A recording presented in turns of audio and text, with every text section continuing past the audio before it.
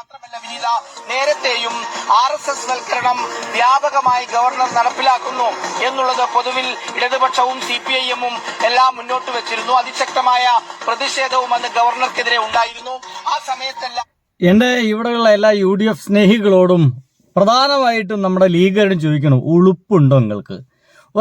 സ്വല്പമൊക്കെ ഉളുപ്പുണ്ടെങ്കിൽ ഇതിനെതിരെ സമരം ചെയ്യണ്ടല്ലേ? നമ്മുടെ MG സർവകലാശാലയില് ഈ സംഘികളെ നുഴഞ്ഞുകയറ്റം അന്ന് തുടങ്ങിയതാണ്. പിണറായി വിജയൻ കാലഘട്ടത്തിൽ തുടങ്ങിയാണ് നുഴഞ്ഞു കയറാനുള്ള ശ്രമങ്ങള്. പക്ഷെ അതിനൊക്കെ ശക്തമായി എതിർക്കുകയും അത്ര സംഘികളൊക്കെ എടുത്തിട്ട് തൂക്കി പുറത്താക്കുകയും ചെയ്തിട്ടുള്ളത് അത് പിണറായി വിജയൻ ഗവൺമെന്റ് തന്നെയായിരുന്നു കേട്ടോ. ഇപ്പോൾ നിങ്ങൾക്കൊരു സന്തോഷ വാർത്ത പറയുന്നു. BJP UDF ഡീലുകൾ ഇങ്ങനെ തുടരുകയാണ്. ഇത് അവസാനിക്കാൻ പോകുന്നില്ല.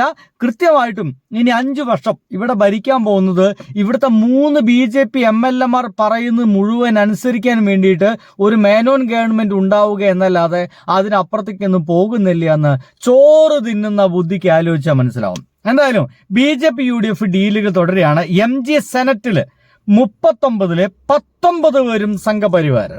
സെനറ്റിലേക്കുള്ള തെരഞ്ഞെടുപ്പിലേക്ക് 30-ല് 19 പേരും സംഘപരിവാരുകാരാണ്. കാവ്യവൽക്കരണം നടന്നുകൊണ്ടിരിക്കുകയാണ്. അപ്പോൾ നമ്മുടെ government VD Satheesan Menon government പറയുന്നത് ഗവർണറുമായി ഞങ്ങൾ ഏറ്റുമുട്ടാനില്ല എന്നാണ്. ഗവർണറുമായി ഏറ്റുമുട്ടണമെന്നേ. ഏറ്റുമുട്ടാൻ അതിന് നട്ടല് വേണം. പിണറായി വിജയൻ സഖാവിനെ പോലൊക്കെ നട്ടല് വേണം ഏറ്റുമുട്ടാൻ. എന്നിട്ട് ഈ ഗവൺമെന്റ് പറയുന്ന പോലൊക്കെ നടന്നാൽ മതി. നിങ്ങളുടെ സംഗതി ഇവിടെ നടപ്പിലാക്കാൻ പറ്റൂല എന്ന് പറയണമെങ്കിൽ അതിൽ നട്ടല് വേണമെന്നുള്ളതാണ്. ആ നട്ടില്ലെങ്കിൽ ഇങ്ങനെയൊക്കെ പറയും. കാവ്യവൽക്കരണത്തിൽ ഗവർണറുമായി ഏറ്റുമുട്ടാനില്ല എന്ന് മന്ത്രി റോജി. ഇനി ഏറ്റവും രസകരമായ സംഗതി നിങ്ങൾക്ക് മനസ്സിലാക്കണമെന്ന് കാണേണ്ടതും ഇതാണ് കേട്ടോ. ഷാജിക്ക പറഞ്ഞ വാക്കുകളാ. നിങ്ങൾ എനിക്ക് വോട്ട് തന്നു ജയിപ്പിച്ചാൽ, ഈ സർക്കാർ അധികാരത്തിൽ വന്നാൽ ഗാന്ധിജിയെ തള്ളിപ്പറയുന്ന, നെഹ്റുവിനെ താഴെ ഇറക്കുന്ന ആ പാഠപുസ്തകങ്ങളിലേക്ക് നെഹ്റു കയറി വരും, ഗാന്ധിജി കയറി വരും. നെഹ്റു ഇങ്ങനെ വണ്ടി കയറിയിട്ടുണ്ട്. അദ്ദേഹം വണ്ടി കയറിയിട്ടുള്ളൂ പാഠപുസ്തകത്തിലേക്ക് കയറി വരാൻ വേണ്ടിയിട്ട്. എന്തായിരുന്നു ഷാജിഖാന്റെ പ്രസംഗം അല്ലേ? അത് ഗംഭീര പ്രസംഗമല്ലേ? എന്നിട്ട് ഇപ്പൊ എന്താ നടക്കാൻ പോകുന്നേ? എന്താണോ നമ്മുടെ ഗവൺമെന്റ് ഒപ്പിടില്ല എന്ന് പറഞ്ഞയച്ച ആ ഒരു PM ശ്രീയില്, ആ ഒരു വിദ്യാഭ്യാസ പദ്ധതിയില് അതിൽ ഒപ്പിടാൻ പോകണു. ഈ പറയുന്ന ആൾക്കാർ ഇനി സമരത്തിന് ഇറങ്ങുമോ എന്നുള്ളതാണ് നമ്മൾ അറിയേണ്ടത്. കേൾക്ക്. RSS-ഉം നിങ്ങളും തമ്മിൽ ഡീലുണ്ടാക്കിയ PM ശ്രീ എന്ന പദ്ധതി വലിച്ചു ചവറ്റുകൊട്ടയിലേക്ക് ഞങ്ങൾ എറിയും. ഇവരെറിയണ്ടേ? എറിയാൻ വേണ്ടി ഇവര് വരണ്ടേ? എറിയാൻ വേണ്ടി ഇവര് വരുമോ? ഇല്ല. അപ്പോഴാണ് ഇത്ര വിമർശങ്ങളൊക്കെ വരുമ്പോൾ നമ്മുടെ മന്ത്രിക്ക് ഭയങ്കര വിഷമം. ആര്? നമ്മുടെ VD സതീശൻ മേനോൻ മന്ത്രിക്ക് ഭയങ്കര വിഷമമാണ്. ഇന്നൊരു വല്ലാത്ത കാലത്താണ് നിൽക്കുന്നത്. നമ്മൾ ചിലപ്പോൾ നമുക്കൊരു വലിയ നിരാശ തോന്നും, ചിലപ്പോൾ നമുക്ക് സങ്കടം വരും, ചിലപ്പോൾ നമുക്ക് അമർഷം തോന്നും. അണറ്റിക്കലായിട്ടുള്ള മാധ്യമ പ്രവർത്തനങ്ങൾ നടത്തിയ എന്തുമാത്രം വാർത്തകളുള്ളൊരു സമൂഹമാണ് നമ്മുടെ. അതിൽ ആ വാർത്തകളെ വളച്ചൊടിച്ചുകൊണ്ട് റിപ്പോർട്ട് ചെയ്യപ്പെടുകയാണ്. വാർത്തകൾ ചിലപ്പോൾ ഇല്ലാത്ത വാർത്തകളാണ്. ഞാൻ പറഞ്ഞ പാച്ച നുണ പറഞ്ഞ അധികാരത്തിൽ കയറിയ ഒരു മനുഷ്യനാണ് ഈ പറഞ്ഞുകൊണ്ടിരിക്കുന്നത്. ഇല്ലാത്ത വാർത്തകൾ അത്ര നമ്മുടെ ഗവൺമെന്റ് കൊടുക്കുന്നത്. ഉള്ള കാര്യങ്ങൾ തന്നെ കൊടുക്കാൻ സമയമില്ല എന്ന് പറഞ്ഞാൽ മതി. അപ്പോഴാണ് ഇത്തരം കാര്യങ്ങൾ. ഇനി PMCയെ പറ്റി പറയണ്ടേ? ഈ പറയുന്ന മുസ്ലിം ലീഗുകാരാണ് ആ ഇലക്ഷൻ സമയത്ത് പറഞ്ഞത് അത് ഞങ്ങൾ വലിച്ചു കൊട്ടയിലേക്ക് വലിച്ചെറിയുന്നത്. അതേ PM ശ്രീക്ക് ഇപ്പോഴെന്ത് സംഭവിച്ചു എന്നറിയണ്ടേ? ഇവര് എന്താ പറയാ, നമ്മുടെ ഗവൺമെന്റ് പിണറായി വിജയൻ ഗവൺമെന്റ് ഒപ്പിട്ടു എന്നൊക്കെ പറഞ്ഞിട്ട് ഭയങ്കര സമരം നടത്തിയിരുന്നില്ലേ? അവരിപ്പോഴെന്ത് പറയുന്നു? കേൾക്ക്. PM ശ്രീയിൽ കേന്ദ്ര സർക്കാർ നിബന്ധനകൾ മറികടക്കാം എന്ന് വിദ്യാഭ്യാസ മന്ത്രിക്ക് പൊതുവിദ്യാഭ്യാസ ഡയറക്ടറുടെ റിപ്പോർട്ട്. കേന്ദ്ര നിബന്ധനകളിൽ പാഠ്യപദ്ധതി നിർബന്ധമില്ല. SCERT പാഠപുസ്തകങ്ങൾ പഠിപ്പിച്ചാൽ മതിയാകും. നിബന്ധനകൾ പാലിക്കേണ്ടി വരിക PM ശ്രീ ബോർഡിൽ മാത്രമെന്നുമാണ് റിപ്പോർട്ടിൽ പറയുന്നത്. SSK ഫണ്ട് സംസ്ഥാനത്തിന് അനിവാര്യമാണ് എന്നും റിപ്പോർട്ടിൽ പറയുന്നു. ഹാൻസ് ജോൺ ചേരുന്നുണ്ട് ഈ വാർത്തയുടെ വിശദാംശങ്ങളുമായി. Hans, good morning. ഇത് തന്നെയല്ലേ കഴിഞ്ഞ സർക്കാരും പറഞ്ഞുകൊണ്ടിരുന്നത്? അല്ലേ? ഇത് തന്നെയല്ലേ പിണറായി വിജയൻ സർക്കാരും പറഞ്ഞുകൊണ്ടിരുന്നത്? അതില് വേണമെങ്കിൽ നമുക്കൊരു ഫണ്ട് മാത്രം സ്വീകരിക്കും, മറ്റു കാര്യങ്ങളും നമ്മൾ സ്വീകരിക്കേണ്ട ആവശ്യമില്ല. ഇവിടുത്തെ പാഠപുസ്തകങ്ങൾ തന്നെ ഇവിടെ പഠിപ്പിക്കാം. മറ്റു കാര്യങ്ങൾക്കൊന്നും നമ്മൾ അവർക്ക് വഴങ്ങേണ്ട ആവശ്യമില്ല. പക്ഷെ ഇനി സംഭവിക്കാൻ പോകുന്നത് പരിപൂർണമായിട്ടും ഒരു അടിമപ്പെടലായിരിക്കും. കാരണം സംഘപരിവാരുകാരുമായിട്ട് ഒരു തരത്തിലും ഒരു ശണ്ടക്കില്ല, ഒരു സമരത്തിനില്ല എന്ന് റോജി എന്ന് പറയുന്ന മന്ത്രി പറഞ്ഞു കഴിഞ്ഞു. അങ്ങനെയാണെങ്കിൽ ഇതോടുകൂടി നമ്മുടെ കേരള ഗവൺമെന്റില് പാഠപുസ്തക വിവാദമൊക്കെ തീർക്കും. സംഗതികളൊക്കെ മാറാൻ പോകുന്നു. സംഘികൾ പറയുന്ന പാഠപുസ്തകങ്ങളൊക്കെ തിരികെ കയറ്റി അത് കുട്ടികളെ പഠിപ്പിക്കേണ്ട ഒരു ദുരവസ്ഥയിലേക്ക് നമ്മൾ എത്തുമെന്നുള്ള കാര്യത്തിൽ ഒരു സംശയവുമില്ല. അതെ ഹർഷൻ, അത് തന്നെയാണ്. കാരണം കഴിഞ്ഞ സർക്കാരും പറഞ്ഞത്, അല്ലെങ്കിൽ മുൻ വിദ്യാഭ്യാസ മന്ത്രിയായിട്ടുള്ള വി ശിവൻകുട്ടി അടക്കം പറഞ്ഞ കാര്യങ്ങൾ തന്നെയാണ് ഇപ്പോൾ ഈ റിപ്പോർട്ടിലുള്ളത്. പുതിയ വിദ്യാഭ്യാസ മന്ത്രിയായി എൻ ശംസുദ്ദീൻ ചുമതല ഏറ്റെടുത്തതിന് ശേഷമാണ് പൊതുവിദ്യാഭ്യാസ വകുപ്പ് പ്രിൻസിപ്പൽ സെക്രട്ടറിയോട് PM ശ്രീയുമായി ബന്ധപ്പെട്ട റിപ്പോർട്ട് സമർപ്പിക്കണമെന്ന് ആവശ്യപ്പെട്ടത്. ഇതിന്റെ അടിസ്ഥാനത്തിൽ കഴിഞ്ഞ ദിവസമാണ് സെക്രട്ടറി ഈ റിപ്പോർട്ട് മന്ത്രിക്ക് കൈമാറിയത്. ഈ റിപ്പോർട്ടിലെ വിശദാംശങ്ങളാണ് ഇപ്പോൾ ലഭ്യമായിട്ടുള്ളത്. PM ശ്രീ പദ്ധതിയുമായി മുന്നോട്ട് പോകാം എന്നാണ് റിപ്പോർട്ട് പറയുന്നത്. കേന്ദ്ര എങ്ങനെയുണ്ട്? ഈ സമയത്താണ് നമ്മൾ വീണ്ടും ഒന്നുകൂടി കേൾക്കേണ്ടത്. അത് ഇത് തന്നെയാണ്. അത് കേട്ടില്ലെങ്കിൽ വലിയ വിഷമല്ലേ? ഇനി കേക്ക്. നിങ്ങൾ എനിക്ക് വോട്ട് തന്നു ജയിപ്പിച്ചാൽ, ഈ സർക്കാർ അധികാരത്തിൽ വന്നാൽ ഗാന്ധിജിയെ തള്ളിപ്പറയുന്ന, നെഹ്റുവിനെ താഴെ ഇറക്കുന്ന ആ പാഠപുസ്തകങ്ങളിലേക്ക് നെഹ്റു കയറി വരും, ഗാന്ധിജി കയറി വരും. CPM-കാരാ RSS-ഉം നിങ്ങളും തമ്മിൽ ഡീലുണ്ടാക്കിയ PM ശ്രീ എന്ന പദ്ധതി വലിച്ചു ചവറ്റുകൊട്ടയിലേക്ക് ഞങ്ങൾ എറിയും. ആർജവമുണ്ടോ ഈ പറഞ്ഞ വാക്ക് ഒന്ന് പാലിക്കാൻ? അല്ലേ? ഈ പറഞ്ഞ വാക്ക് ഇതേപോലെ സോഷ്യൽ മീഡിയയിൽ എടുക്കുന്നുണ്ടല്ലോ. പ്രിന്റ് മീഡിയ ആണെങ്കിൽ അത് കാണാനില്ല, കേൾക്കാനില്ല എന്നൊക്കെ പറയാം. പക്ഷേ ഇത് അതുപോലെ അവിടെ തന്നെ കിടക്കുന്നുണ്ട്. ഇനിയാണ് ഈ പറയുന്ന ലീഗുകാരൊക്കെ പറയേണ്ടത് ഒരല്പസ്വല്പമെങ്കിലും ആർജവമുണ്ടോ, നട്ടല്ലുണ്ടോ ഈ പറഞ്ഞ വാക്ക് പാലിക്കാൻ എന്നുള്ളത്. എനിക്ക് വളരെ കൃത്യമാണ്, അതൊന്നും ഉണ്ടാവില്ല. കാരണം അതൊന്നുള്ള ആൾക്കാരാണെങ്കിൽ ഇപ്പൊ ആരൊക്കെ തമ്മിലെ ഡീല് നമുക്ക് കൃത്യമായിട്ട് മനസ്സിലാവുന്നു. BJP-ക്കാരും ഇവരും തമ്മിലുള്ള ഗംഭീര ഡീലുകളാണ്. ഒരു ഡീല് കൂടി കാണിച്ചു തരണോ? അതൊരു വണ്ടർഫുൾ ഡീലാണ്.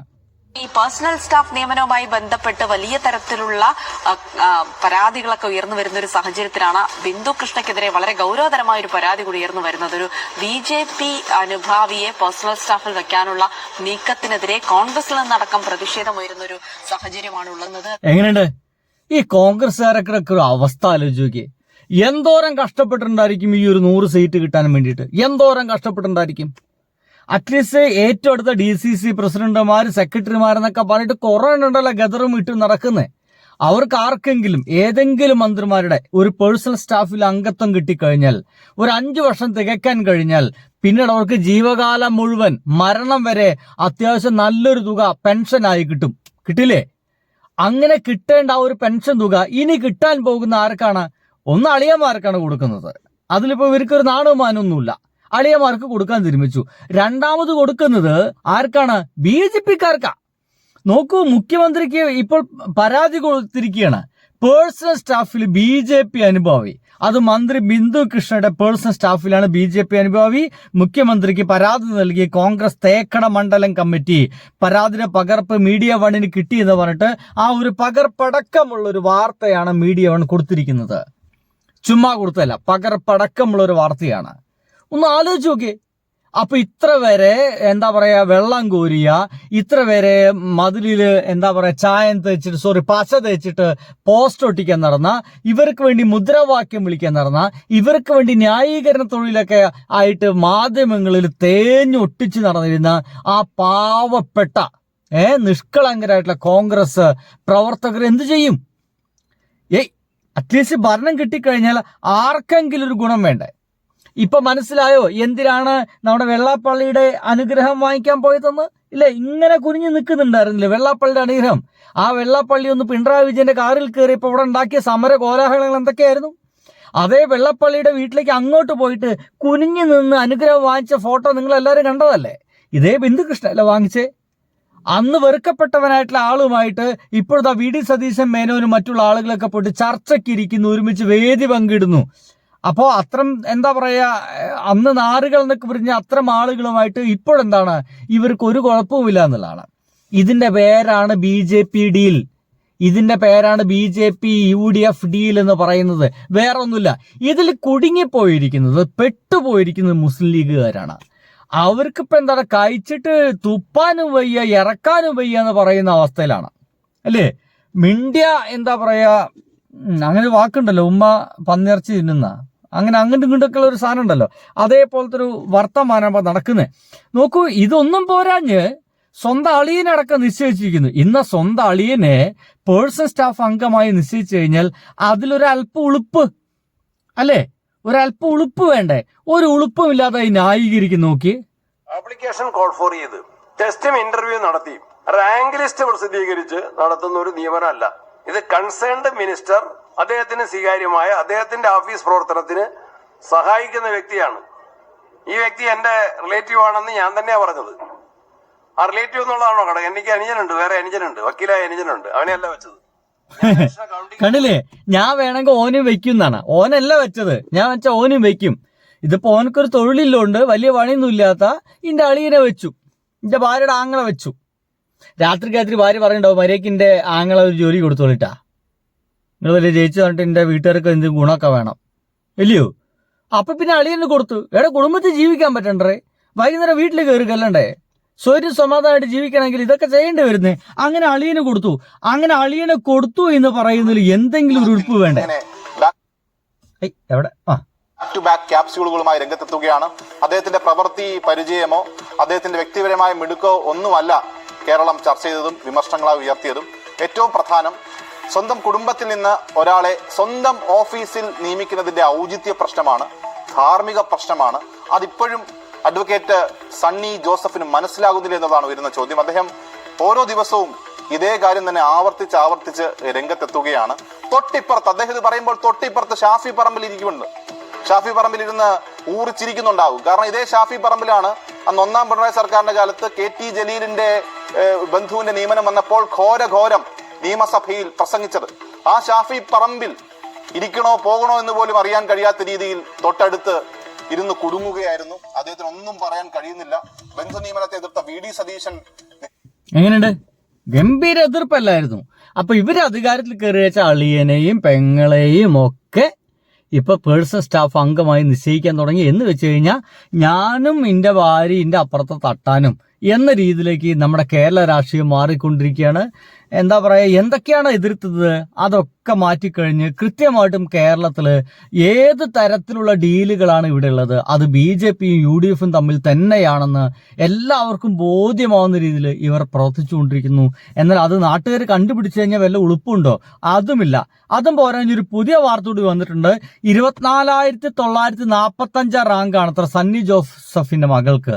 അങ്ങനെ 24,945 റാങ്കുള്ള സണ്ണി ജോസഫിന്റെ മകൾക്ക് പരിയാരം മെഡിക്കൽ കോളേജിൽ എങ്ങനെ MBBSന് പ്രവേശനം ലഭിച്ചു എന്ന് പറഞ്ഞിട്ട് ഒരു ക്വസ്റ്റ്യൻ കൂടി ഇപ്പൊ പുതുതായിട്ട് വന്നിട്ടുണ്ട്. പുതിയ വാർത്തകളൊക്കെ നമ്മുടെ മുമ്പിലേക്ക് എത്തുന്നുണ്ട്. അങ്ങനെ കാര്യങ്ങളൊക്കെ ഇവർ അധികാരത്തിൽ കയറി കഴിഞ്ഞാൽ എല്ലാ തരത്തിലുള്ള തെണ്ടിത്തരങ്ങളും നമ്മുടെ കേരളത്തിൽ നടക്കുമെന്നാണ് എല്ലാവരും പറയുന്നത്. അത് തന്നെ വീണ്ടും നടക്കുന്നു. സെനറ്റിലേക്ക് ഇതാ വീണ്ടും സംഖ്യകളെ തിരികെ കെട്ടിയിരിക്കുന്നു. VD സതീശൻ മേനോന് മൗനമാണ് ഭൂഷണം. നമ്മൾ ഈ മൗനം കണ്ടതാണ് കുറച്ചു മുമ്പ്. അതേപോലെ വീണ്ടും ഒരു വലിയ മൗനത്തിലേക്ക് ഇദ്ദേഹം പോയിരിക്കുകയാണ്. ഇനിയും വന്നിട്ട് പൂക്കിച്ചിരിച്ചുകൊണ്ട് ഒരുപക്ഷെ ഇതും ന്യായീകരിക്കുമായിരിക്കാം. ആ ന്യായീകരണത്തിന് ഒരു ചോദ്യവും മറുചോദ്യവും ഇല്ലാതെ മാധ്യമപ്രവർത്തകർ എന്ന് പറയുന്ന ഊളകളും ഉണ്ടാതെ തിരിച്ചു വരുമെന്നുള്ള കാര്യത്തിൽ എനിക്ക് വലിയ സംശയമൊന്നുമില്ല. അവരിങ്ങനെ തന്നെ ഭരണം കൊണ്ടുപോകും. ബൈ.